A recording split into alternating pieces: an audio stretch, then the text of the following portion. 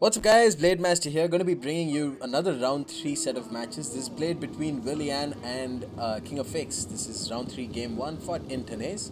It is going to be very interesting. I think all these 3 sets of matches are going to be incredibly interesting, and I hope that the replays don't desync too much. I know there most likely will be a bit of desync, but I hope it's not going to be something that completely ruins the replays. And either ways, let's just pray to the gods and hope everything turns out well. First match, Willian has taken Macedon and King of Fakes has taken Sparta. It is going to be a fight that I think Macedon can win, but it's going to be hard for Macedon to win this, I think, because the Spartans can bring excellent pikes. The Spartans can bring just as good skirmishers as as Macedon, and then in the flanks, the Spartan hoplites will be able to beat out whatever the Macedonians can offer in terms of melee infantry.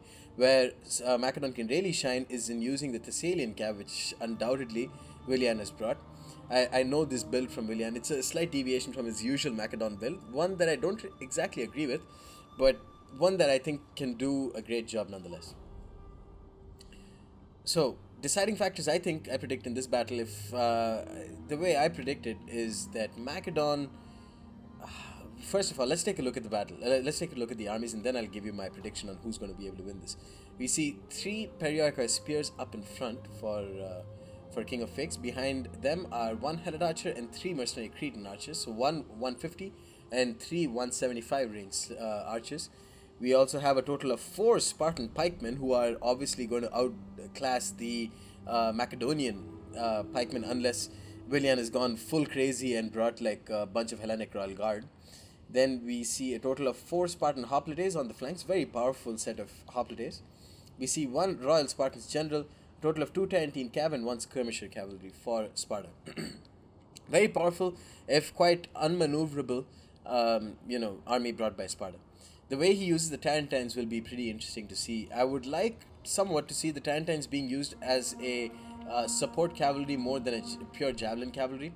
If they can be used, like, undoubtedly the Thessalians will charge in, and then the Spartan hoplites will get crushed. But if you can use the Thessalians to chase after the retreating, if you can use the Tarentine to chase after the retreating Thessalians, they'll actually get a bunch of kills, I think. Or at least keep them behind your flanks, so at least they'll be able to fire some javelins. In any case, the Spartan hoplites don't really need to worry about them dying too much to Thessalians, because they are, of course, super heavy in mass.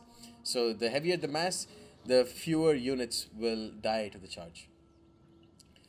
On the Macedonian side, we see some thorax pikemen looking super cool with their small shields, giving them pretty crappy missile block chance, but looking cool nonetheless.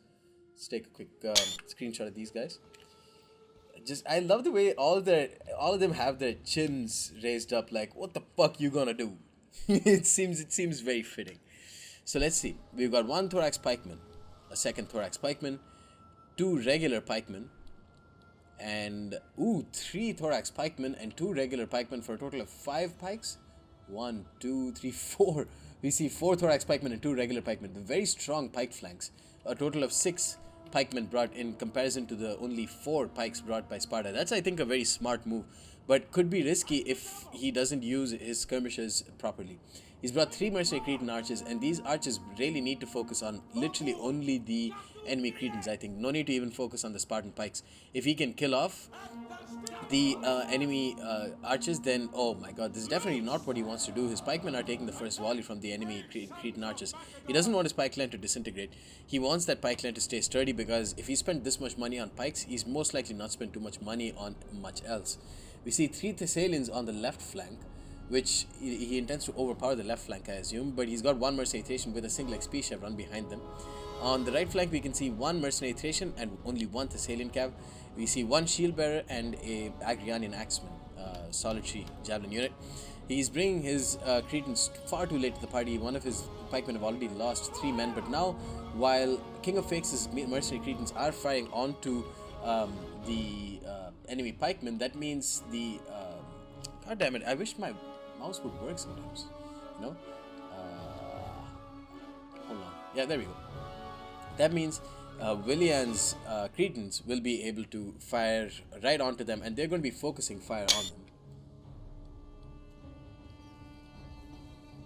Let's put this back in full speed.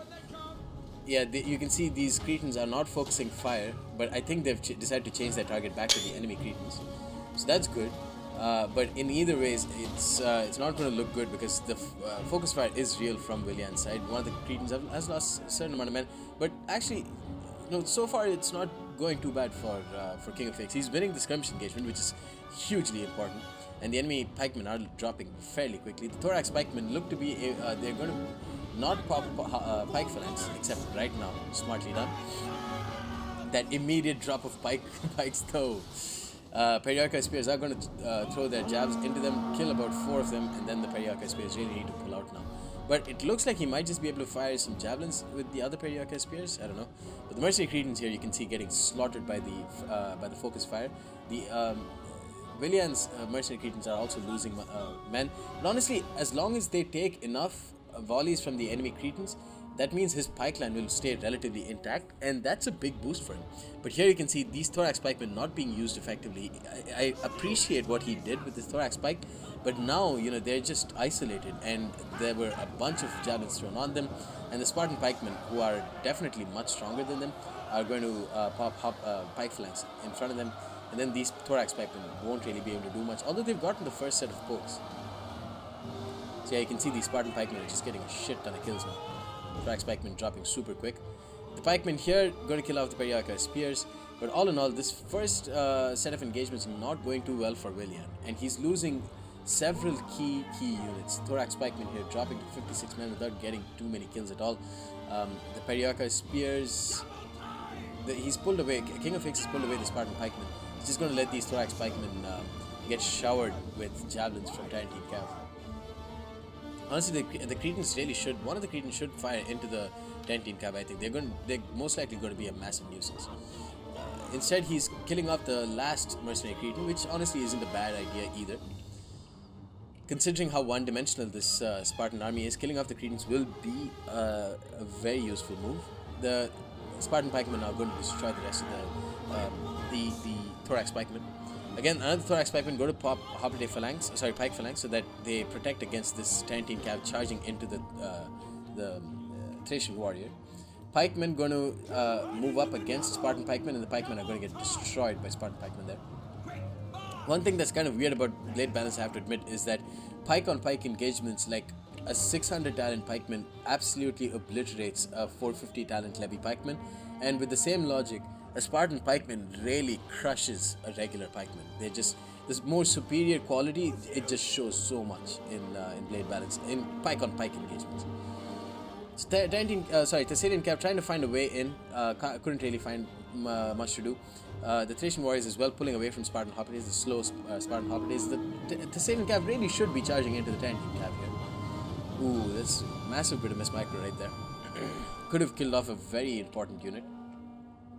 Meanwhile, Tarantine Cav getting chased away and cut down by Spartan Hoplites, I feel. Not really looking too good. The Thorax pikemen here losing to Spartan pikemen. And finally, some of the Spartan pikemen are dying now, but the Thorax pikemen as well dropping very quickly. Agrianian axemen now firing into, it looks like Spartan pikemen, I think. Oh my god, this is just massive miss micro. Not miss micro, it's just good play from King of Fakes, not letting the Tarantine Cav find that crucial gap and then charge into the rear of the pikes. Now the Thessalian Cav forced to charge into with a pretty crappy charge onto Spartan Hoplites. And then the mercenary Thracians are going to try and get a lot of kills on them, but it's not going to be good. You can see this charge as well, it's kind of dripping out, they're not getting too many kills. And the Spartan pikemen actually get a counter charge, so the Thracian warriors will lose a lot of men there. Thorax pikemen reforming and then losing a lot of men over here as well, charging straight into the front of pikes. Thracian warriors really should charge into Spartan Hoplites, but doesn't look like they want to do that. Agrianian axeman retreating, he's turned on skirmish mode, no doubt, against skirmisher cavalry. Honestly, Agrianian axeman could just chop down the skirmisher cavalry in melee, I think. Especially if he popped Frenzy and got a counter charge on them, they would have just destroyed them. Mercenary Thracian's actually doing pretty well, 46 kills. With 94 men left, 48 kills, going to get a lot more, I think, as this battle wears on. If I can get just a nice little isolated engagement for a screenshot. Sorry, sometimes I'm really in the mood for screenshots. Just gotta deal with it, bruh. That low res though. Yeah, this is good. Whoa! You should just fucking slow down for a second. Okay, there we go. Nice. So now the Thessalian cavalry is going to kill off the rest of the skirmisher cavalry. Honestly, it wasn't. It did its job. It just like slowed down some of the Agrianian axemen, caught the attention of some of the Thessalian cav. And meanwhile, King of Fakes is doing a great job killing off the frontal engagements. You can see this shield bearers hasn't even gotten many kills charging into the front of pikes because Willian doesn't really know what to do. He's getting overpowered on the flanks. Great use of the Spartan pikes, I have to say, and using the Spartan hoplites and hoplite phalanx and killing off the Thessalian cavalry. That great move too. I think what did it for Willian was early miss micro from the Cretan archers, moving them in front and maneuvering them, losing valuable moments in getting the first volley off against the enemy Heller archers, who you can see got a lot of kills, and not utilizing the Thessalian cav properly. Yeah, I've definitely seen Willian play with this sort of Macedonian build much better. I think the fact that he found an enemy army that just matched him in terms of quality of pikes and in terms of quality of skirmishers probably might have just taken him by surprise, because it's really hard to know what to do then. If that's why I think maybe trying to fight fire with fire, trying to fight pikes with pikes, trying to fight Spartan pikes with non-Spartan pikes is going to be a very tough endeavor, and an endeavor you don't really need to take with Macedon. Macedon definitely has some other options. Let's see what other options they have. They have the Aspis Companion Cav. The Aspis Companion Cav can wreak havoc on Spartan hoplites. Then what else do they have? They have the Thracian Warriors. A Thracian Warrior charge after an Aspis Companion Cav can probably even maybe just kill off a Spartan hoplite within a minute. Maybe you just bringing a shit ton of shock cavalry could have worked, but that would increase the need of micro exponentially. Oh, we missed a beautiful frenzy charge there from the Agrianian axemen but again chopping into the front of certain units. They've done pretty decently. I like this Agrianian axemen right now. I like all the elite skirmishers. They do well. Here, 47 charge bonus with the Agrianian axemen. Going to charge into some Spartan hoplites. Lose a lot of men because they don't have the greatest health, don't have the greatest armor, of course. But if these were depleted Spartan hoplites, you can be rest assured that these Agrianian axemen would have done really well. Costly enemy victory for Sparta. I don't think there was any real desync. I think the biggest problem was, Willian stuck to the Macedonian build that he knew, and sometimes that doesn't really work.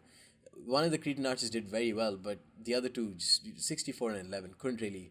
That's due to them, maneuvering around, not spreading out as much as the enemy as King of Fakes' mercenary Cretans, and then using the thorax pikemen and isolating them purposefully was not really a good idea, I think, in my opinion.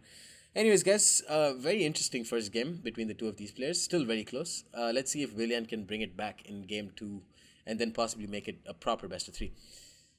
You guys stay tuned for more.